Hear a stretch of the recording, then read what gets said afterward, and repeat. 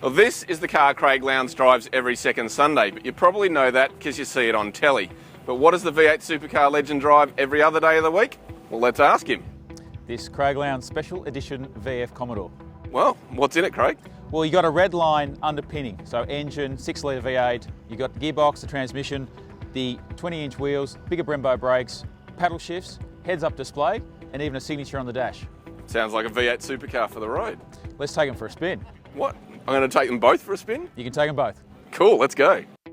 The Craig Lowndes Signature Edition Commodore has been built to celebrate the 20th anniversary of his stellar debut in the Australian Touring Car Championship. While it's not the first time Lowndes has put his signature on a production car, and he won't talk about the other one now because it starts with the F word, it is the first time Holden has created a racing tribute Commodore since the controversial demise of Peter Brock's HDT operation in 1987. So, just like Lowndes himself, this is a bit special.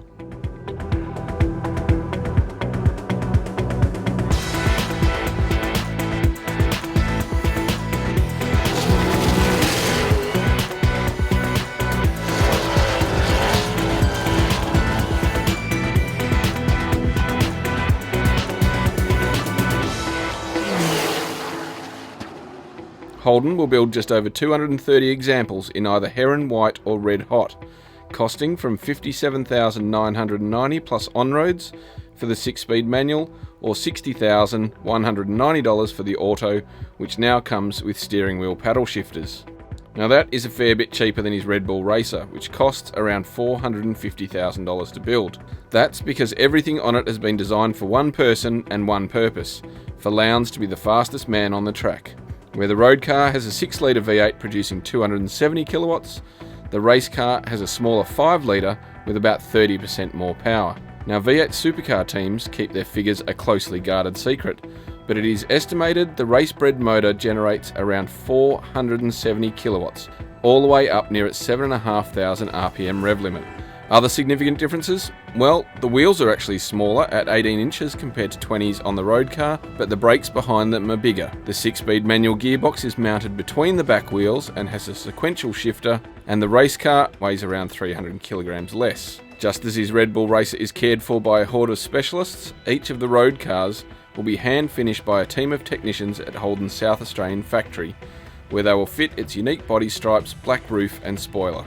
More than the car, owners will also receive a signed certificate of authenticity, as well as 2 tickets to their closest V8 Supercar event and a special function hosted by Lowndes himself. Well, I don't normally wear a race suit while I'm driving a road car, but this is the Craig Lowndes Edition Commodore SSV, and I am on the Sandown Raceway, so let's see what she can do when we can open up the taps a little bit. First of all, the biggest change that's immediately apparent in terms of being a bit more sportier than normal is this thing has paddle shifters for the auto. So it actually reacts a little bit quicker to those inputs when you're changing gears. And it still has that great 6-litre V8 under its nose, which produces 270 kilowatts of power and still gets up and boogies pretty well. Right now we're heading up the back straight at Sandown. We're about to clock 200 k's an hour just before the hill. Brake a little bit, down and change. This is one of the greatest corners. Just clip it over the curb. Now, I'd have to say it's a bit softer and it all happens a little bit slower than that V8 Supercar, but this thing is still a genuinely fast road car. Now, the cabin of Craig's Commodore hasn't been altered all that much, carrying all the hallmarks of the flagship SSV, including its comfy and yet supportive leather seats, chunky multi-function steering wheel, and Holden's benchmark MyLink system with its integrated sat-nav, audio and embedded internet apps. But it does have his signature all over it, including in the dashpad and headrests, as well as a special build plaque. There's nothing like that in the Red Bull Racer, which is stripped bare and looks like it has a Meccano set growing from its centre console, with its adjustable anti-roll bar controllers and sequential gear shifter. The race seat is also set back and towards the centre of the car. The squared off steering wheel is tiny in comparison. The dash is about as big as a cigarette pack, and the pedals are all bottom hinged and offset. First things first, this is nothing like Craig Lowndes' other Commodore. It's not an easy task clambering through the roll cage to get into the driver's seat, and once there is no room to move, no luxuries, and very restricted vision through the roll cage and window nets. Luckily, I only need to look forward, although I have Red Bull Racing Australia's team manager Mark Dutton looking over my shoulder in the passenger seat to make sure I don't do anything stupid, particularly considering the circuit is still slightly damp from a shower earlier in the day and I'm on a cold set of wet weather tyres. Now the power from the engine is staggering and thoroughly exhilarating as it quickly builds up speed towards its 7.5 grand rev limit. And because there is no sound deadening in its body, I can hear everything, from the guttural exhaust note to the mechanical clunking of its dog ring gears. It is a mechanical symphony and a cacophony of noise all at the same time. Luckily, even without ABS and despite the damp conditions, the brakes have immense stopping power, but also require huge strength to haul the car up. And the gearbox, it's a revelation.